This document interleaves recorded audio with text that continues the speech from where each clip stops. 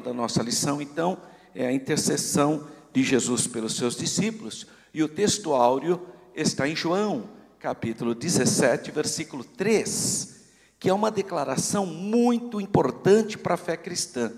Porque, apesar de, num primeiro momento, se achar que Jesus está separando Deus dele, mas, na verdade, é o contrário. Ele está associando a vida eterna à crença nas duas pessoas da unidade divina. Então, veja só o que ele diz em João 17,3. E a vida eterna é esta. Olha, a vida eterna. Quem pode dar a vida eterna? Só quem é eterno. Você não pode dar o que você não tem. Só Deus é que pode dar a vida eterna. E ele diz assim: e a vida eterna é esta, que conheçam a ti só por único Deus verdadeiro. A palavra Deus aqui está se referindo a quem? A pessoa do Pai. Porque a palavra Deus na Bíblia é polissêmica. Você precisa entender quando ela se refere ao Pai, quando ela se refere ao Filho, quando ela se refere ao Espírito Santo. Eu vou te dar um exemplo. O mesmo João, esse mesmo João, que escreveu o Evangelho de João, capítulo 17, se você abrir a sua Bíblia na primeira epístola dele, de João, na sua primeira epístola, se você abrir a sua Bíblia na primeira epístola, eu até gostaria que você grifasse, é importante, no capítulo 5, 1 João, capítulo 5, versículo de número 20. Olha só o que diz: e sabemos que já o Filho de Deus é vindo, e nos deu entendimento para conhecermos o que é verdadeiro, e no que é verdadeiro estamos, isto é, no seu Filho Jesus Cristo. Este é o verdadeiro Deus e a vida eterna. A quem se refere esse versículo? Ao Filho. Aqui, nesse caso, João está chamando o Filho de verdadeiro Deus e a vida eterna. Então, o mesmo João que está registrando a oração intercessória do Senhor Jesus, em João 17, é o mesmo João que agora está falando que o Filho é o verdadeiro Deus. Mas ele não acabou de falar lá que o Pai era o verdadeiro Deus? É, mas é um Deus único, eternamente subsistente em três pessoas. E João já fala isso no primeiro versículo do Evangelho de João. Ele já deixa isso claro. E preste atenção no detalhe extremamente relevante, que o Evangelho de João é um dos últimos a ser escrito. Então ele sabia muito bem o que ele estava falando. E qual é a palavra que ele vai usar? Logos, que é o conceito de divindade para a cultura helênica, grega. E ele inicia dizendo: no princípio era o verbo, e o verbo estava com Deus, e o verbo era Deus. Ele estava no princípio com Deus. Todas as coisas foram criadas por ele, e sem ele nada do que foi feito se fez.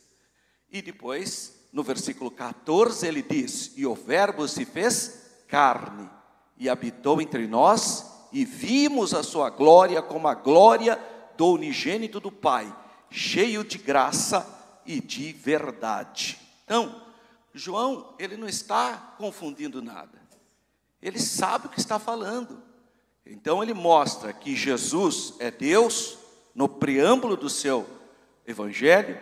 Depois, na primeira epístola, 5, 20, ele declara explicitamente que Jesus é o verdadeiro Deus e a vida eterna. E agora o mesmo João registra a oração sacerdotal de Jesus, que é o nosso texto áureo. O que ele diz? E a vida eterna é esta, que conheçam a ti só, por único Deus verdadeiro. É Jesus que está dizendo. Mas o Senhor Jesus está dizendo para quem? Para o Pai. Ele está orando, ele levanta os olhos para os céus e ora. E a vida eterna é esta, que conheçam a ti só como único Deus verdadeiro e a Jesus Cristo a quem enviaste. Então, ele associou a vida eterna a ter uma comunhão, conhecimento ao Deus verdadeiro e a ele, porque ele que é o caminho. Ninguém chega ao Pai a não ser pelo Senhor Jesus. Então é um textuário muito importante para a nossa análise nessa abençoada manhã.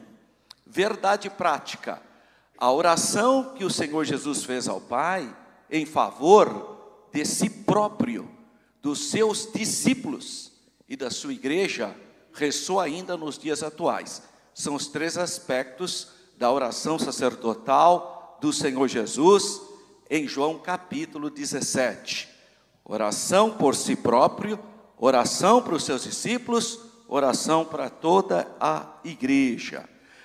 Vamos fazer a leitura bíblica em classe de maneira congregacional, então eu convido você para se colocar em pé, para juntos lermos João capítulo 17, versículos 1 a 3, depois versículos 11 até o 17. E você aí que está na sua casa nos acompanhando, você pode abrir a sua Bíblia no Evangelho de João, ou a lição bíblica dominical, a nossa lição, ou então, porque tem também na lição aqui esses versículos, ou você acompanha comigo aí no telão.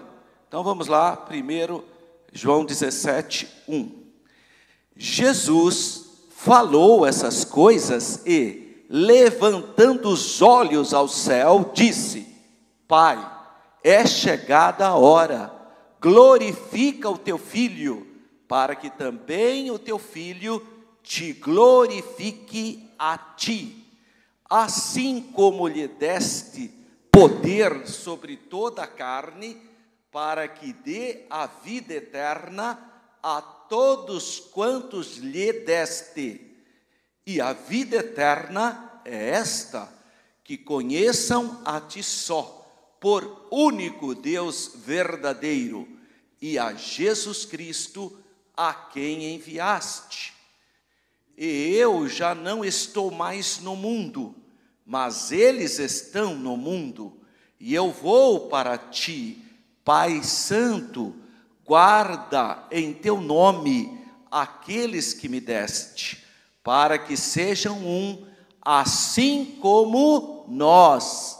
Estando eu com eles no mundo, guardava-os em teu nome. Tenho guardado aqueles que tu me deste, e nenhum deles se perdeu, senão o filho da perdição, para que a Escritura se cumprisse.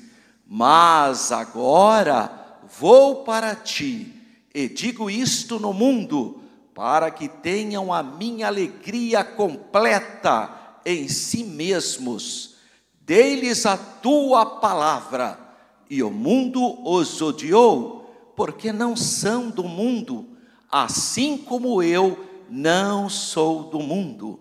Não peço que os tires do mundo, mas que os livres do mal.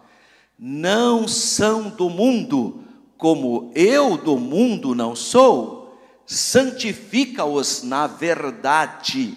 A tua palavra é a verdade. Amém, irmãos? Graças a Deus. Nós vamos orar, e eu quero nessa oração pedir para os irmãos para nós levantarmos um clamor pelo Estado de Israel e também pelos cristãos que moram no Irã. O Irã é onde a igreja cristã tem crescido mais.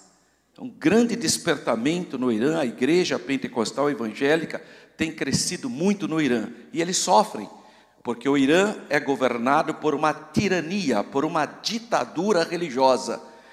E quem sabe agora, com essa guerra, essa ditadura caia, se desfaça e os ventos de liberdade soprem sobre o Irã, para que a igreja tenha liberdade, porque os cristãos são perseguidos no Irã. Então vamos orar também por todos que estão envolvidos, pelas partes inocentes, que sempre existem, Então vamos orar. Senhor Deus e Pai, te damos graças por essa manhã abençoada. Queremos, meu Deus, te louvar por tão grande salvação, pelo sacrifício expiatório do Calvário, pelo sangue da nova aliança, pela vinda do teu Espírito Santo, Senhor e guia da igreja. Senhor, abençoa todos os alunos, todos que nos acompanham. Queremos também orar pelo povo judeu, pelo povo de Israel, o Israel segundo a carne, descendentes de Abraão. tenha misericórdia do Estado de Israel e da sua capital, Jerusalém. Haja paz em seus muros e prosperidade em seus palácios.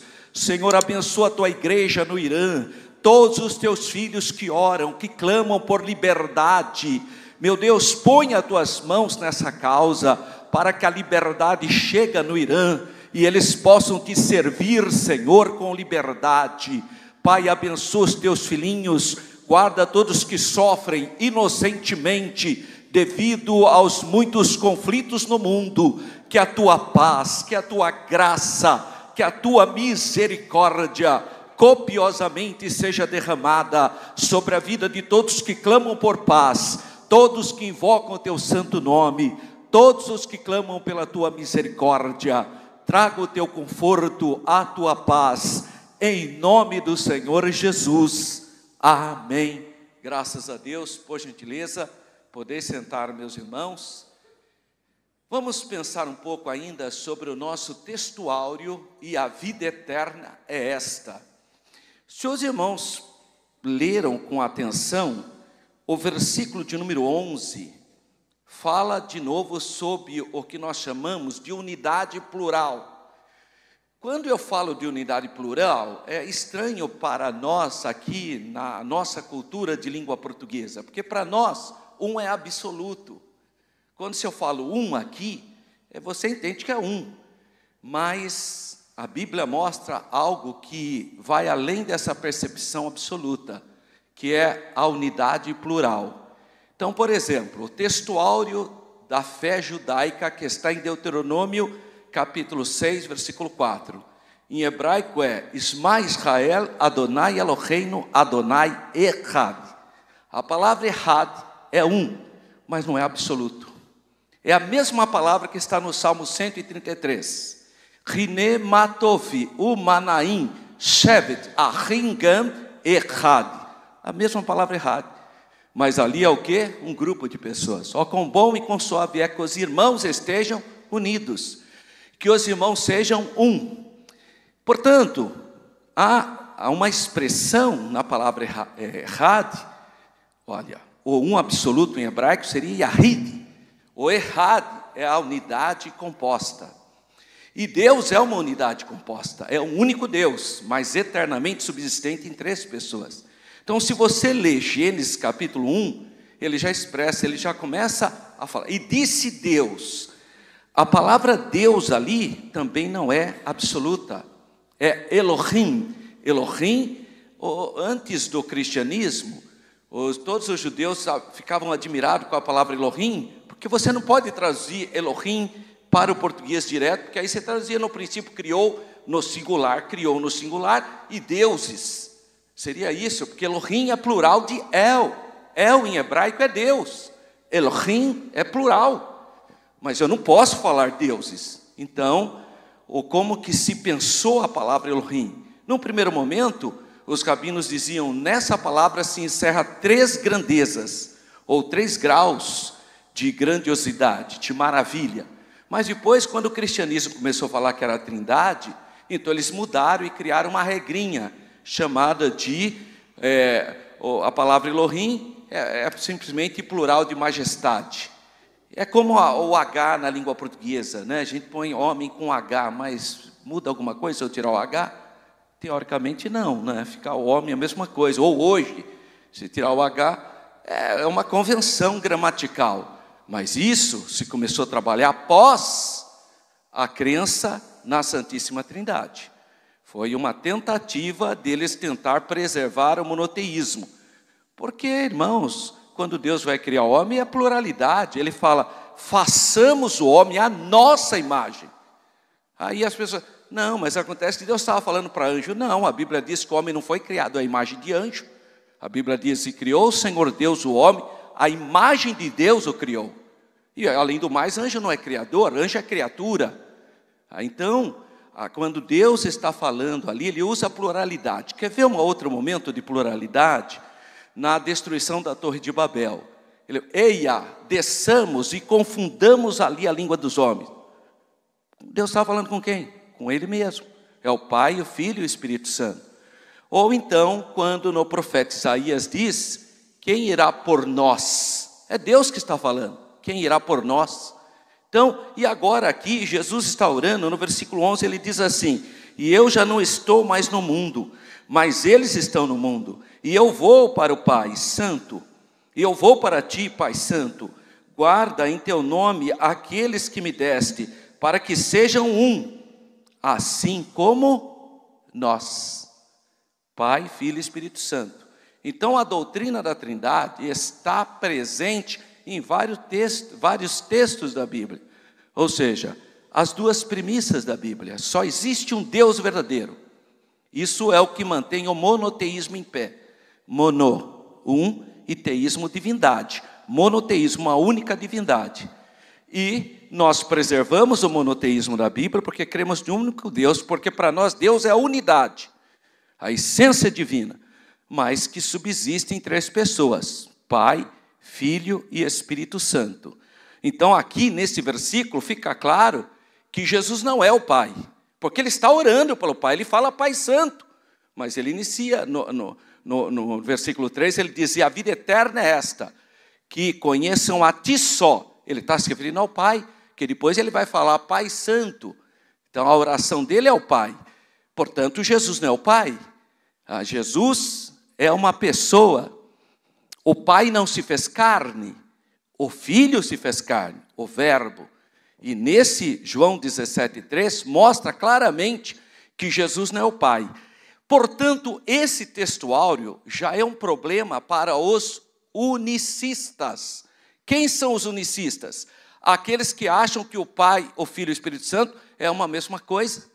É uma pessoa, é só Jesus, e que Jesus ora apareceu com cara ou máscara de Pai, com cara ou máscara de Filho, com cara ou máscara do Espírito Santo, mas na verdade é só Jesus. Esse versículo, João 17,3, quebra essa ideia, essa doutrina unicista.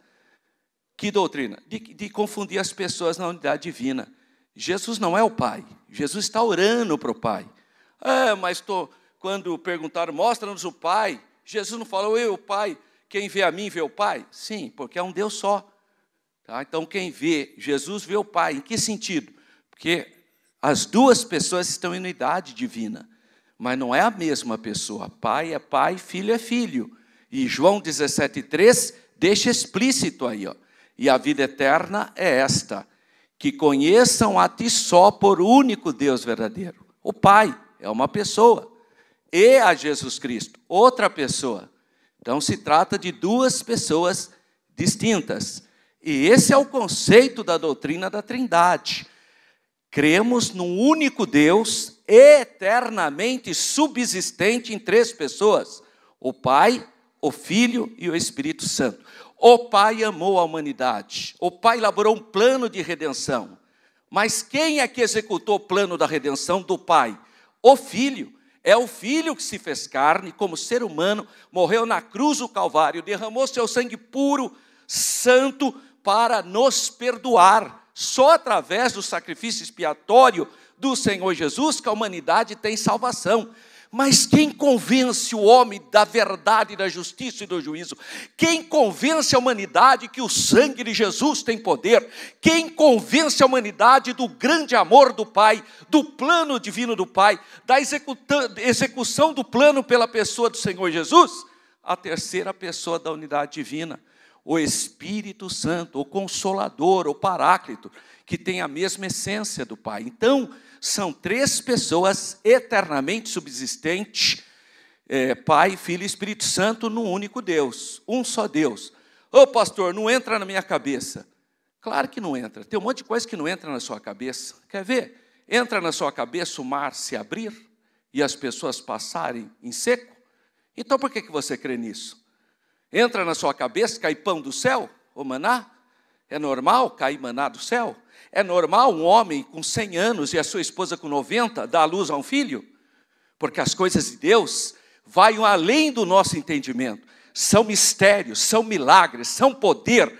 É o sobrenatural de Deus. E não me vem com esse raciocínio maculado pelo pecado querer compreender Deus. Não se compreende. A gente só consegue compreender o que foi revelado. O que não foi, não tem jeito, a nossa mente não permite. Agora, é desonestidade intelectual dizer que não crê na Trindade porque não entra na cabeça, mas crê num monte de coisa aí que também não deveria entrar na cabeça, porque pelo menos a pessoa que é racionalista, ela não crê em nada. É mais honesto intelectualmente. Não tem fé. Então não crê que Jonas foi engolido por um grande peixe. Não crê na arca de Noé. Não crê que Deus criou Adão e Eva. Então não crê em nada, é cético. Lógico, não vai crer na Trindade nem em Deus. Mas pelo menos é mais honesto intelectualmente. Está errado, mas pelo menos é honesto. É o que eu chamo de sinceramente errado. Porque pelo menos é sincero na sua percepção. O que não dá é a pessoa crer num monte de milagres extraordinários e vir com essa história que eu não consigo entender a doutrina da Trindade. Bom, eu também, em muitos aspectos, não entendo muitas doutrinas, mas eu acolho pela fé, porque eu creio que a Bíblia é a palavra de Deus.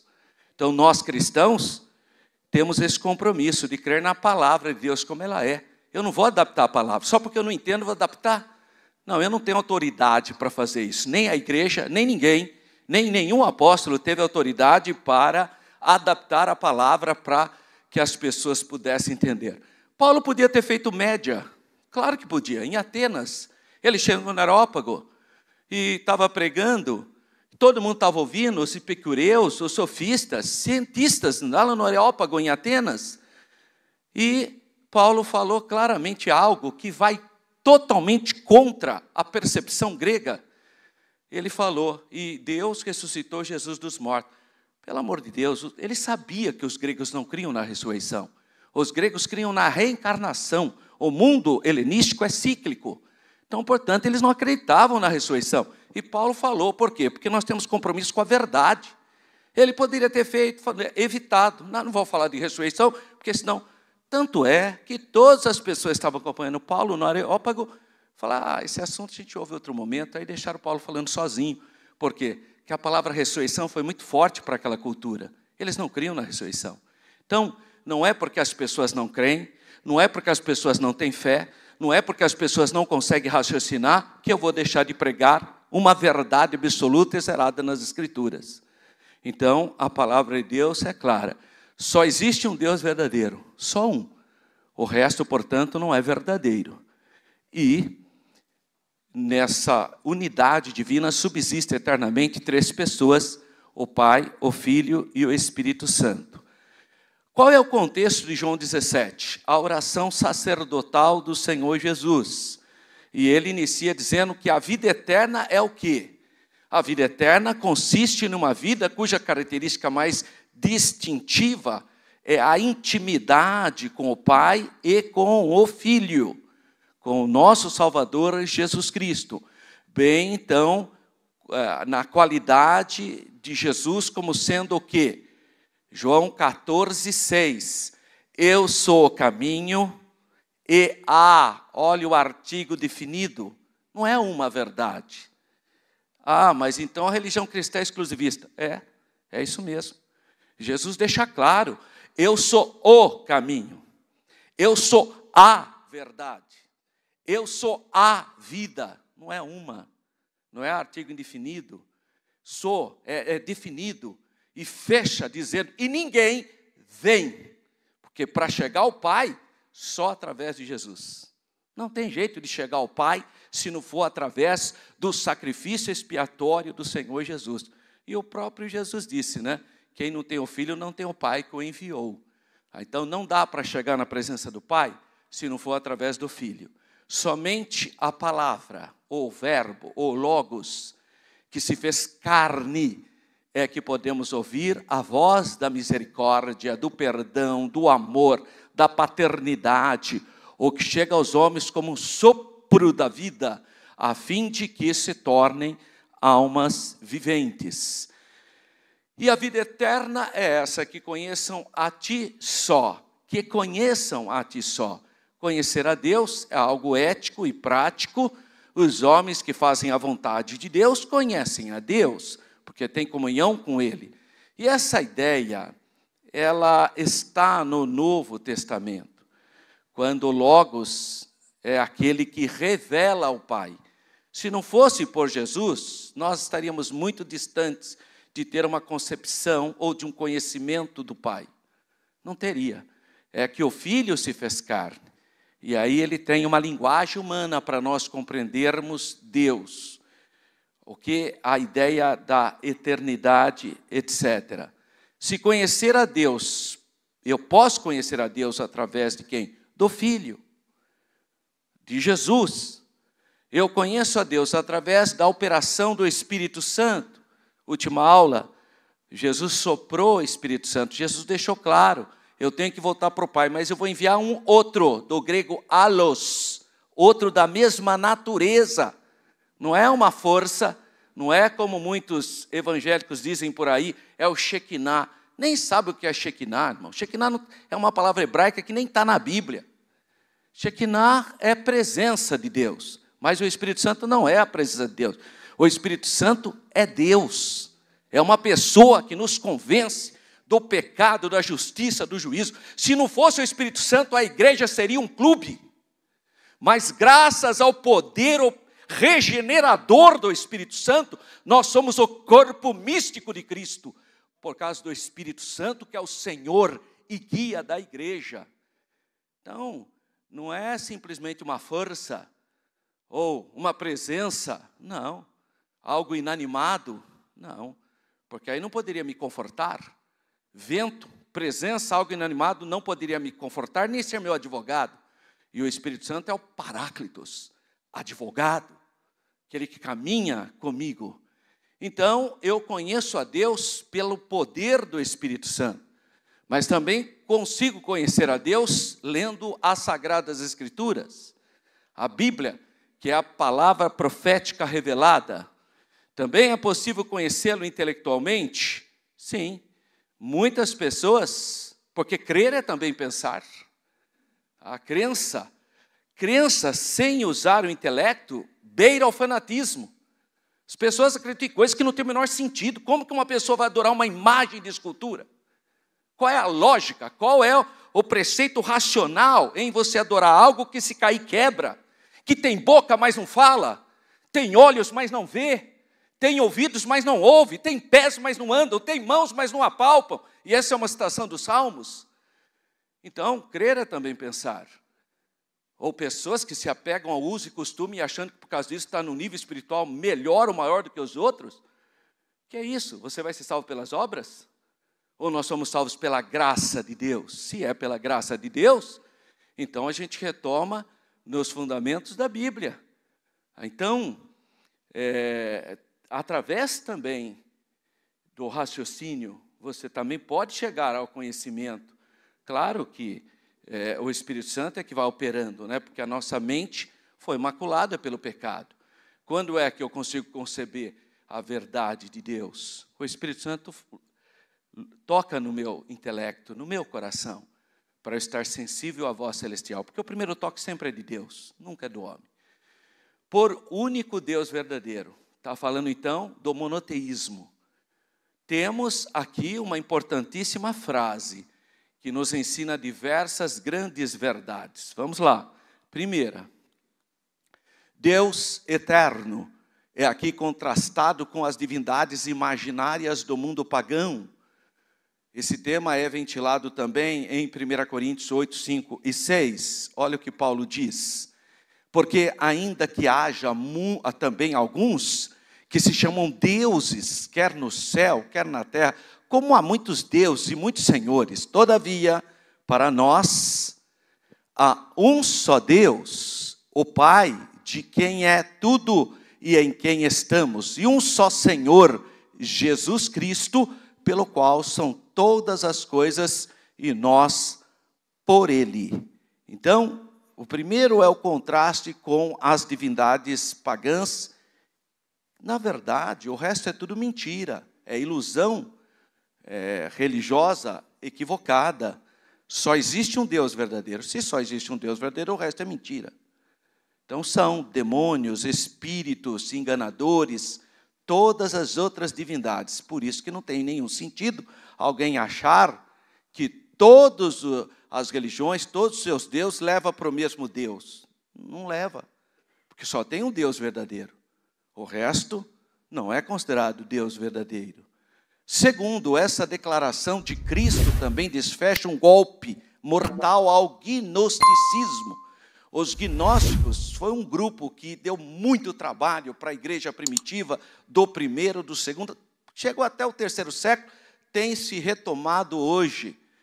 Muitos ensinamentos gnósticos têm vindo à tona com a descoberta de manuscritos antigos dos gnósticos, como, por exemplo, o Evangelho de São Tomé e outros, livro de Enoque e outras coisas mais que acharam e trouxeram, achando que é algo do patrimônio cristão. Não é, são obras espúrias. Então, os gnósticos, com frequência, anunciavam que Cristo era apenas o Deus desse mundo, mas que cada mundo tinha o seu Salvador, tinha o seu mentor, e aí não difere tanto do que pensa o mormonismo. O mormonismo acredita em deuses. Para o conceito mórmon de trindade não tem nada a ver com o que diz a Bíblia. Trindade na Bíblia é o único Deus, eternamente subsistente em 3 pessoas, o Pai, o Filho e o Espírito Santo, um só Deus. O mormonismo não, o mormonismo crê em 3 divindades. Crê que Elohim, o Pai é uma divindade, Jesus é uma divindade e o Espírito Santo. Isso é crença, é triteísmo isso. Isso aí não é trindade. Então é uma crença equivocada. Tanto é que para o mormonismo, o Elohim desceu e teve relações sexuais com a Virgem Maria, para gerar Jesus. Então, é algo extremamente grosseiro, não faz parte do patrimônio cristão. Então, precisa entender essas percepções, infelizmente, são ideias muito diferentes da Bíblia. Terceiro, indiretamente, aqui também temos uma investida contra o judaísmo apostatado, lá da época do Senhor Jesus. Porque tem gente que põe um quipar na cabeça, deixa a barba crescer, começa a balançar o corpo que nem os judeus e acha que está voltando para o cristianismo primitivo. Não, porque Jesus era judeu, os discípulos eram judeus, Paulo era judeu, a primeira igreja era judia, então nós temos que ser judeu também. Precisa ler Atos 15. Precisa ler Atos 15, o que foi definido no concílio de Jerusalém. Mas, para quem quer imitar o judaísmo, dizendo que está voltando para a época do cristianismo primitivo, é bom ler Mateus 23:15. Quem sabe cai a ficha, né? Olha só o que diz Mateus 23:15. Ai de vós, escribas e fariseus hipócritas, pois que percorreis o mar e a terra, para fazer um prosélito, um discípulo, e depois de o ter desfeito, o fazeis filho do inferno 2 vezes mais do que vós. Porque o judaísmo, na época de Jesus, já estava desviado. Então, como que uma pessoa agora começa a se vestir, se transvestir de roupas da tradição judaica? É judeu? Não. Então, não estou entendendo porque você está querendo se vestir de judeu. Qual é a lógica? Você não é judeu. Assim, é judeu, eu até entendo. Aí vai deixar, vai circuncidar, vai guardar o sábado, vai pôr um quipar na cabeça. Eu participei da igreja lá em Israel, lá na Galileia, era assim que funcionava, porque eles são judeus. Agora, você é brasileiro, não tem nada a ver. Por que você quer seguir os meus costumes? Não entendeu nada, não entendeu o que é ser liberto por Cristo. Não entendeu que sem Jesus você não é nada. Não é porque você está com um pano na cabeça, ou porque está de paletó e gravata, ou porque está de barba ou sem barba. Isso não importa diante de Deus. O que vale é a fé no sacrifício expiatório de Jesus. É o sangue da nova aliança que nos purifica de todo pecado. É só o sangue de Jesus. Mas tem gente que quer fazer uma obrinha, né? Quer fazer alguma coisinha para se sentir mais santo. O que santifica o homem é a operação do Espírito Santo na sua vida. Busque a presença de Deus, ore, clame, ore mais, leia a palavra, que você será mais santo. Mas não por causa dos seus usos e costumes. Não é isso que te santifica, isso te dá identidade. É um outro assunto. Então, 3, eu preciso entender essa questão, que a própria religião judaica, na época de Jesus, já estava apostatada. E depois ainda, aí vem o cristianismo. 300 anos depois, o judaísmo teve que se adaptar para combater o cristianismo. Depois, no século VII, teve que se adaptar para combater o islamismo. Então, hoje, está meio diferente, né, da época do que Moisés revelou, né? Claro que está. Assim, apesar de reconhecer intelectualmente a existência de Deus, na realidade não conheciam pela sua própria experiência. Eles conheciam de maneira, então, racional, mas não tinham uma experiência com Deus. Tal conhecimento chega ao homem através de quem? De Jesus. Não tem jeito de conhecer Deus plenamente se não for através do Verbo que se fez carne. Então, é exatamente a obra do Senhor Jesus que faz com que eu tenha um pleno conhecimento do Senhor. Quarto, essa declaração de Cristo, pois é uma das mais claras no Novo Testamento, em apoio à doutrina monoteísta, porque existe um único Deus, e nós não podemos sair disso. O único Deus real, essencial, fazendo antítese a quê? Aos deuses simbólicos e reais, místicos desse mundo. E não somente do mundo gentílico, mas também do judaísmo posterior, em seu estado de apostasia de fé revelada. Então, esse é o Deus revelado na pessoa de Cristo, o Deus e Pai de nosso Senhor Jesus Cristo, na expressão de Efésios, capítulo 1, versículo 3. E isso não faz antítese com a ideia de Deus expressa no Antigo Testamento, ou com a ideia de Cristo. Por quê? Porque Deus é uma unidade plural. É igual, embora temos que guardar as devidas diferenças e proporções, mas é o mesmo conceito do casamento. Quando Deus fala, e serão ambos, duas pessoas, uma só carne. É a unidade plural, ou composta. Porque, na verdade, são duas pessoas, né? Tanto é que eu não posso, você não pode me encontrar e falar, paz, senhor, irmã Renata, falar para mim. O senhor não é casado com a Renata? A Bíblia fala que você é um só. Ô, irmãozinho, me ajuda aí, né? Não pode, você não pode me encontrar a irmã Renata e falar, paz, senhor, pastor Alberto, tudo bem? Não pode. Mas eu e a irmã Renata somos uma só carne. Diante de Deus é a unidade composta. Como explicar isso? Não tem explicação. São conceitos divinos, que vão além, porque nós temos uma matemática. E essa é a nossa fraqueza, em achar que a nossa matemática é a correta. É uma ilusão isso. Tá? Uma vez eu estava em Israel, e um grupo de irmãos pediram para eu levar eles para comprar candelabros, lá na rua Yafo, em Jerusalém. Eu fui lá, eu conhecia uma lojinha árabe, que ele era muito simpático, e aí ele nos acolheu, serviu café para os irmãos, tudo bonito. Aí, a hora que foi comprar o candelabro, $100. Eu olhei bem para ele e falei, esse senhor está de brincadeira, né? O seu Habib. Habib, em árabe, é meu amigo, meu querido, né? Falei, ô Habib, $100? Você está de brincadeira, né? Me desculpa, você mora aqui, né? Me perdoa, foi um equívoco, é $50. Habib, você comprou isso aí por $5, quer vender aqui para os irmãos, que é isso? Você está pensando que eu sou ladrão? Isso é da natureza deles, porque eles gostam de pechincha. É diferente da nossa lógica. Eles gostam de pechinchar. E assim foi a conversa, aí ele serviu café, abriu a bandeira do Brasil, cantou hino nacional, mas queria vender por $50. E nós não aceitamos. E os irmãos queriam comprar por $50, que eles não conhecem, né? Não, pastor, deixa eu levar. Não vai levar por $50. Tá bom. O Habib lá falou para mim. Tá bom. Alberto, falou Alberto. Alberto, nem eu nem você. $35. Falei, não, $20. Que é isso? Então eu não vou vender. Recolheu tudo. Falei, beleza, vamos embora. Eu sabia que ele ia chamar a gente de volta. Eu sabia. Falei, vamos embora, vamos embora. A hora que estava quase virando a rua lá, veio o menininho correndo. O Habib está chamando você de volta. Volta. Voltamos todo mundo. Chegamos lá, fazer 20 porque brasileiro é gente boa e não sei o que lá. E vendeu por 20. Só que um irmãozinho nosso se emocionou.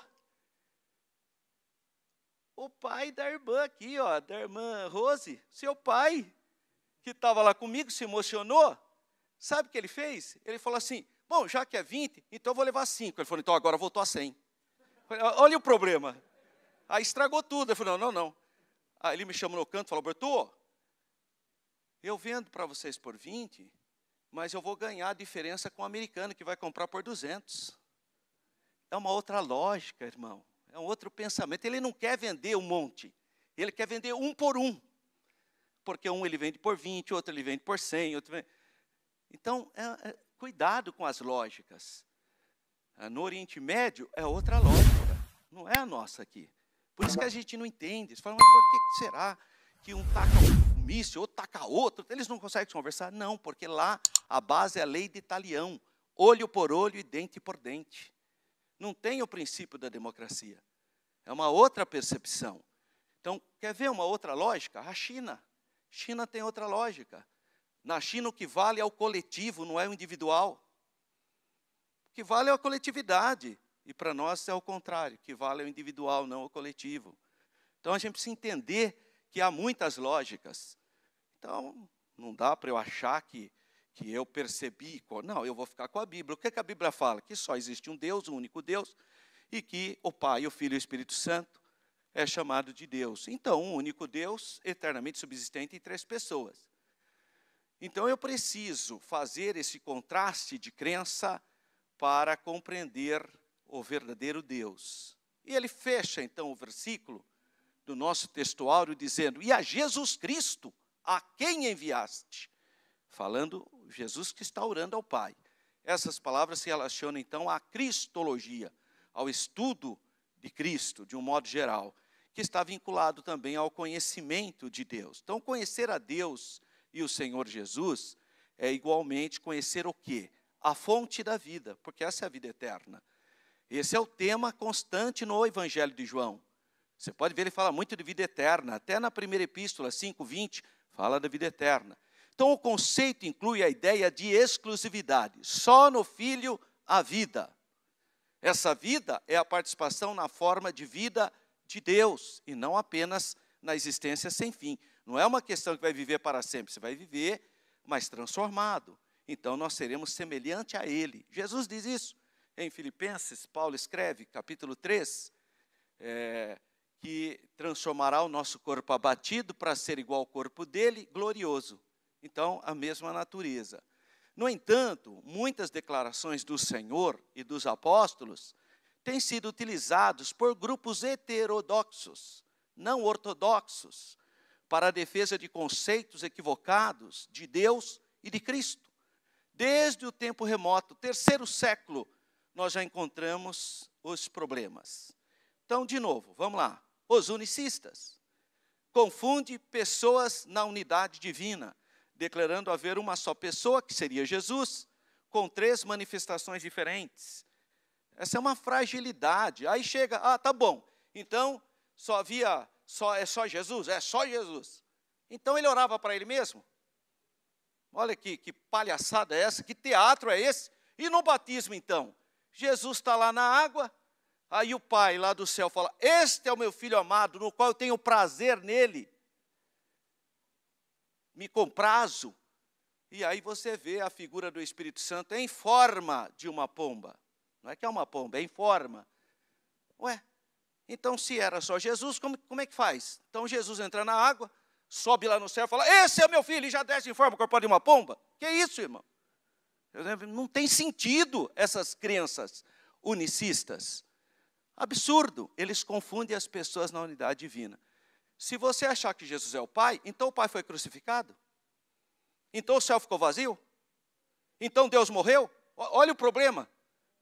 Então não tem lógica, não tem nenhuma possibilidade bíblica, histórica, de sustentar essa percepção. Isso foi chamado no século III de sabelianismo. Foi um bispo chamado Sabélio que inventou a doutrina unicista. Quem hoje defende o unicismo? Igreja Voz da Verdade, do conjunto Voz da Verdade. Eles defendem essa tese, que é só Jesus. Quem mais? Tabernáculo da Fé. As próprias igrejas só Jesus. Elas têm essa fraqueza. Por isso que elas batizam só em nome de Jesus. Mas há algum problema ser batizado em nome de Jesus? Depende. Se você for batizado em nome de Jesus, mas acreditar no Pai, no Filho e no Espírito Santo, eu até entenderia, porque aí foi na autoridade de Jesus, porque essa não é a fórmula batismal. A fórmula batismal está em Mateus, batizando em nome do Pai e do Filho e do Espírito Santo. Quem deu a autoridade? Jesus. Mas em Atos tem 4 passagens que fala sobre a autoridade de Jesus. Não é fórmula batismal, as 4 passagens que aparecem lá. Portanto, Não dá para sustentar esse tipo de crença. É uma crença antibíblica. Olha só, abra aí sua Bíblia. Eu quero até que você grave esse versículo aqui, porque tem umas coisas assim que não dá para entender. Você fala, será que a pessoa leu mesmo a Bíblia? Será que a pessoa lê mesmo a Bíblia? A gente tem dúvidas tem hora. Olha só. Capítulo 8 do Evangelho de João. Abre aí a sua Bíblia, eu quero que você anote isso. Capítulo 8, versículo 16. João, Evangelho de João 8,16. E se na verdade julgo, meu juízo é verdadeiro, porque não sou eu só, mas eu e o Pai que me enviou. E na vossa lei está também escrito, que o testemunho de 2 homens é verdadeiro. Eu sou que testifico de mim mesmo, e de mim testifica também o Pai que me enviou. Como que uma pessoa acredita que Jesus é o Pai?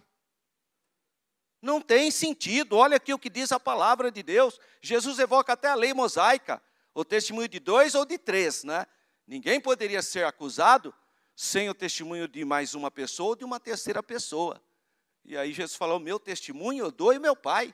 Quer dizer, são 2 pessoas distintas, um só Deus. Por isso quem vê Jesus vê o Pai, porque é um só Deus, mas as pessoas são distintas. Então o unicismo é uma falácia insustentável, porque confunde as pessoas na unidade divina. E, por outro lado, nós temos o outro extremo, unitarismo. O que é o unitarismo? Esses acreditam que Deus é só o Pai. Só o Pai é Deus. E depois tem também Jesus Cristo, que é o Filho, e o Espírito Santo é apenas uma força ativa, um vento, o Shekinah, qualquer coisa. Então, eles vão o quê? Despersonalizar o Espírito Santo, para tentar fazer a sua percepção. Então, no unitarismo, só existe um Deus e Jesus é o Filho dele. Mas aí eles têm um problema. Por quê? Porque não dá para negar a divindade de Jesus com João capítulo 1, por exemplo.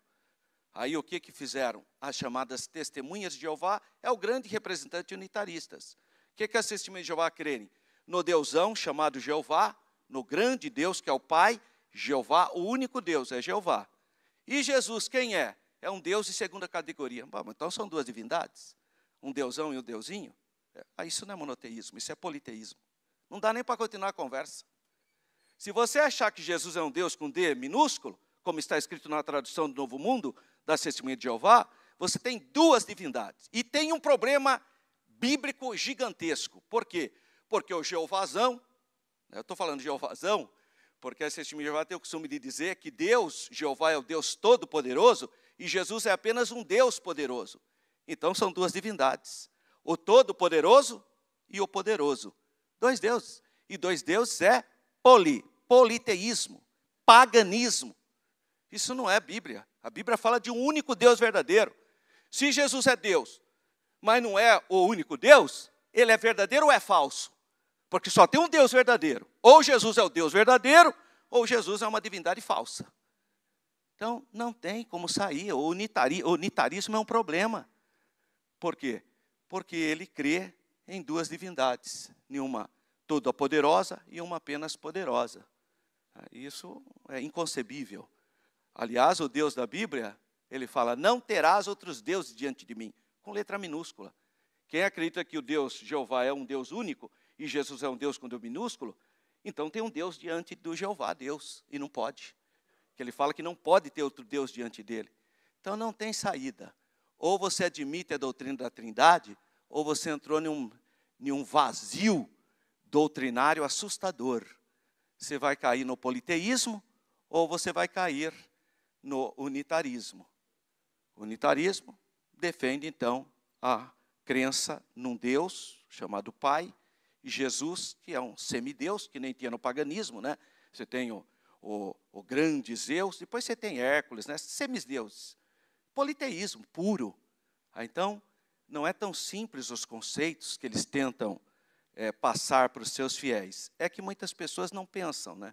Não leem a Bíblia, são doutrinadas por livros específicos. Pela misericórdia de Deus, aqui você tem que ler a Bíblia. Você é livre para ler a Bíblia. Leia a palavra de Deus. Não vai ser dominado por ideologia religiosa, pelo seu líder religioso ou por livrinhos. Não deixa nem a pessoa ler a Bíblia, ficar estudando só livrinho. Não é estranho isso? Deus nos livre disso. Então, os unitaristas utilizam com frequência, os unitaristas, esse segundo grupo, utilizam esse versículo para demonstrar uma suposta diferença de natureza entre Deus Pai e Deus Filho. Porque, segundo argumentam, há um só Deus verdadeiro e há também o seu Filho Jesus Cristo. Começa com um problema que eles não sabem nem definir conceito. Porque Jesus é o Filho único do Pai, mesma natureza. Pode olhar lá, João 3,16, porque Deus amou o mundo de tal maneira que deu o seu único Filho. Palavrinha grega, monogenes, para nós é unigênito, veio do latim unigênito, único gerado. Mas no grego é monogenes, o único que tem o gene do Pai. Genes, gen, genética. De onde vem gen? Onde estão as características hereditárias do indivíduo, cor do olho, cor do cabelo, cor da pele. Jesus é o único que tem o DNA do Pai. É por isso que nós adoramos Jesus, porque Ele é o Filho do Deus vivo, o que tem a mesma natureza do Pai. E é só através de Jesus é que nós encontramos, então, o Deus verdadeiro. Essa interpretação dos unitaristas é completamente, então, artificial, porque existem outras passagens da Bíblia que mostram a divindade do Senhor Jesus, né? Muitas outras passagens mostram o Senhor Jesus como Deus. E em contraste com a posição herética dos unitaristas, os crentes autênticos têm entendido o fato que conhecer a Deus Pai e, ao mesmo tempo, conhecer o Filho, implicando, então, a unidade de conhecimento, que há, então, um único Deus, né? Ou seja, duas pessoas, nesse caso, o Pai e Filho, mas um único Deus. Apesar de o conhecimento ser o mesmo entre Cristo e o Pai, e vice-versa, é isso que o Senhor Jesus ensina. Quem vê a mim, vê o Pai, ou quem não honra o Filho, não honra o Pai que o enviou, né?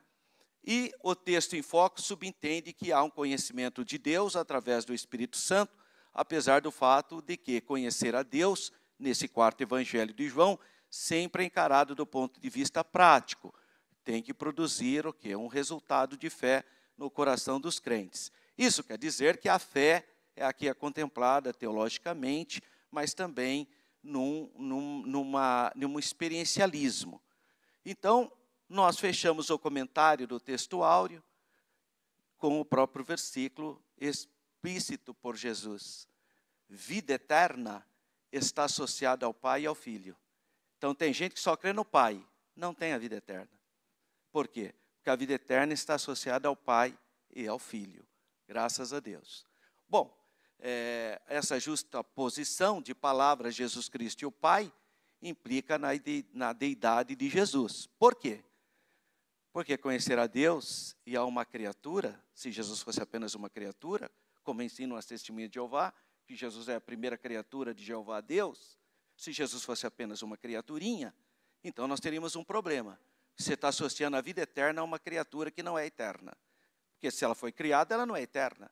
E aí você teria um belo de um problema teológico. Isso é inconcebível. A vida eterna está associada a quem é eterno, o Pai e o Filho.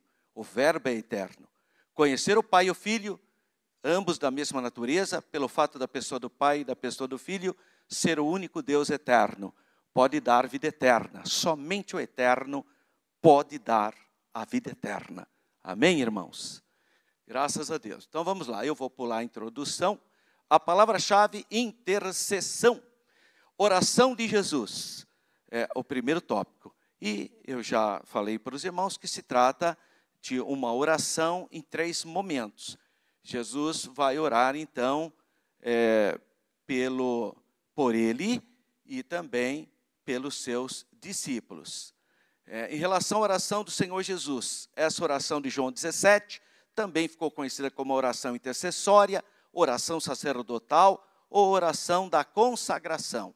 E, como eu já disse, foram as 3 partes da oração dele.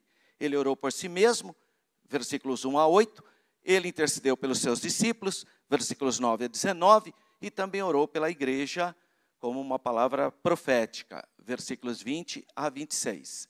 1.2, a oração de Jesus pela glorificação.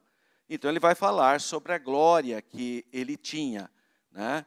Assim, em sua conversa direta com o Pai, a sua oração, que é uma conversa com o Pai, ele fala, é chegada a hora. referindo-se ao momento que o Pai o glorificaria por meio do seu sacrifício. Então, o Senhor Jesus declara: glorifica o teu Filho, para que também o teu Filho glorifique a ti. E que tipo de glorificação seria essa? Mediante a sua morte na cruz, o mundo conheceria e a vida eterna seria oferecido a todos que crescem no Senhor Jesus como seu Salvador. Glorificar alguém significa torná-lo conhecido. Jesus seria reconhecido como o Filho de Deus, o Salvador do mundo. 1.3, a mesma glória com o Pai.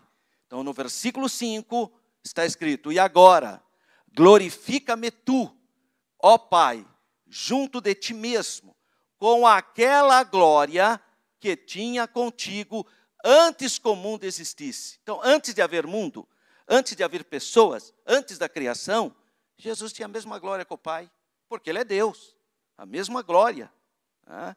Antes que o mundo existisse. Essa referência à glória, obviamente, se fala da divindade do Senhor Jesus. Na realidade, o que Jesus solicita é a glorificação mútua entre o Pai e o Filho. Somente o Senhor Jesus poderia fazer tal pedido de glorificação. E ele fala que essa glória que existia já antes da fundação do mundo. Essa declaração, portanto, é uma declaração explícita da divindade do Senhor Jesus. Assim, com base nessa igualdade de glória, o Pai e o Filho, o pecador que confessa e se arrepende dos seus pecados, recebe a vida eterna e conhece pela fé o único Deus verdadeiro e a Jesus Cristo a quem enviaste. Resuminho do tópico 1, a oração de Jesus demonstra o seu desejo em glorificar o Pai e reafirmar a glória que compartilha com Ele desde toda a eternidade. 2, o Espírito habita os discípulos, né? A intercessão, na verdade não é esse tópico aí não, mas tudo bem, a intercessão pela proteção dos discípulos. Versículos 4 a 8, exceto 5, Jesus ora como se estivesse apresentando um relato ao Pai do ministério que realizou na terra. Versículo 6, ele intercede pelos seus discípulos. Olha lá, homens que do mundo me deste. E na parte B, eram teus e tu me destes e guardaram a tua palavra. Então, ao longo desses 4 anos, 3 anos e meio, Jesus investiu nesses homens que se mostraram fiéis. 2.2, os discípulos receberam a palavra. Apesar de, em certas ocasiões, os discípulos terem encontrado dificuldade de compreender os ensinamentos de Jesus, o Espírito Santo, então, trabalhava no coração deles para eles lembrarem das palavras do Senhor Jesus. E no versículo 6 fala: eles guardaram a tua palavra. Ao vivermos conforme a palavra, aceitamos e acolhemos todo o Evangelho. Isso produz vida em nós. Fechando aqui o 2.3, protegidos do mundo. No versículo 14 ele fala: deles a tua palavra, e o mundo os odiou, porque não são do mundo, assim como não sou do mundo. Então são declarações do Senhor Jesus. Que mundo ele se refere? Se refere ao sistema mundano, tá? No entanto, aqui Jesus se refere ao sistema espiritual governado por Satanás. O apóstolo fala o Deus desse mundo, que é Satanás.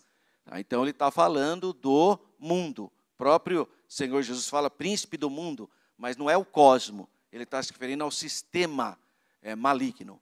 Então, resuminho da parte 2. Jesus pediu proteção para os seus discípulos que acolheram a palavra e necessitavam ser guardados do mal que existe no mundo. E para nós fecharmos, a oração pela unidade da igreja. É a terceira parte que o Senhor Jesus pede pela unidade da igreja, mas não é uma unidade eclesiástica. Cuidado. Às vezes a pessoa pensa, porque todas as igrejas têm que estar juntas. Não é isso. Vai além disso. É a união verdadeira. Essa foi a súplica do Senhor, para que todos sejam um, assim como tu, ó Pai, estás em mim e eu em ti. Qual é o propósito da unidade? Bom, conforme a intercessão de Jesus, é para que o mundo compreenda. Então, todos, interessante, tem muitas igrejas evangélicas, mas há um princípio. As pessoas sabem, todos falam a mesma coisa, precisa nascer de novo, precisa viver uma vida de santidade, pode ser até uma igreja que tem costumes diferentes do nosso, mas tem essa percepção. Lembrando que no livro de Apocalipse tem 7 igrejas, uma é diferente da outra. Tem igreja que é fiel, Filadélfia, pensa numa igreja fiel. Agora tem uma igreja lá meio atrapalhada, né? Tem a Laodiceia, uma igreja complicada. Mas todas as 7, Jesus se apresenta como sendo a igreja dele. Então, isso faz a gente refletir o quê? Desde o início, as igrejas eram diferentes nos seus usos e costumes, mas Jesus era o Senhor delas. Tá? Então, é a união essencial dos salvos. É a união essencial dos salvos produzidas pelo conhecimento e também pelo fruto do Espírito, que é essencial para a vida eterna. E a oração, finalmente, de união para o encorajamento. Ele fala, então, a importância de mantermos unidos na fé. Né? Na fé de quem? Do Senhor Jesus, para podermos promover o testemunho para toda a humanidade. Sem essa unidade de fé, o testemunho perde credibilidade. Então, fechamento ou resumo da lição do tópico 3. Jesus fez uma oração pela unidade da igreja, promovendo a comunhão entre aqueles que viriam a crer. Bom, para nós fecharmos, o extraordinário de tudo isso é perceber que a oração de Jesus continua a ressoar hoje. Fazemos parte do corpo de Cristo, e esse privilégio deve manter-nos cientes da nossa função no reino de Deus. Por isso, temos a responsabilidade de nos apresentar entusiasmados para testemunhar. E um dos elementos mais fortes para eu ser testemunha é quando eu sou cheio do Espírito Santo. É quando eu sou batizado no Espírito Santo. É quando eu sou revestido de poder. Porque Jesus disse isso, a promessa do revestimento é para ser testemunhas. Então, é importante todo crente, todo mundo que nasceu de novo, buscar o batismo no Espírito Santo, que é o revestimento de poder. Amém. Meus irmãos, aula de número 12, próximo domingo, dia 22, do julgamento à ressurreição. Esse é o tema que nós vamos trabalhar na próxima aula. Bom, apesar da guerra, eu espero que até novembro a guerra tenha terminado para eu poder visitar Israel. Eu tenho fé, né? Graças a Deus. E se você quiser entrar no YouTube, no meu, ali tem vários no meu canal, ali tem essa aula. Se você precisar dos slides, você pode baixar. Os slides ficam disponíveis para você. Fica à disposição. E se você quiser ouvir também essa escola novamente, é só sintonizar lá no Pavio que Fumega, né, irmão Samuel? Todo sábado às 9 horas, essa mesma aula que é ministrada aqui aparece. Porque ela está ao vivo agora? Ela está nesse horário? Não? Ah, tá. Então, sábado que vem, essa aula está sendo repassada no canal de internet, né, da web, o Pavio, aliás, Pavio que Fumega, né? Não é o não, né? Pavio que Fumega. E aí você pode acompanhar essa aula. Que Deus continue abençoando os irmãos. Tenham todos uma semana cheia de paz, de saúde, de vitória. Em nome do Senhor Jesus. Amém.